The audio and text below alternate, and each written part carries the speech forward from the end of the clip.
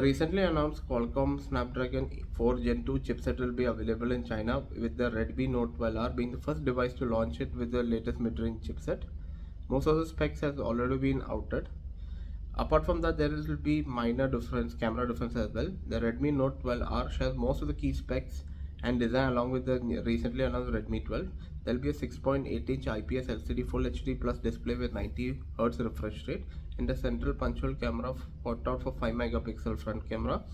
The back has a 50 megapixel main camera along with 2 megapixel macro camera. It comes with 4, 6, 8 GB of RAM with 128 to 56 GB of storage, which will be expandable micro SD card slot. It will have 5000 mAh battery with 18 mode of charging support, and it boots MIUI 14 with Android 13 out of the box. It will be available in morning black, time blue, and sky fantasy colors.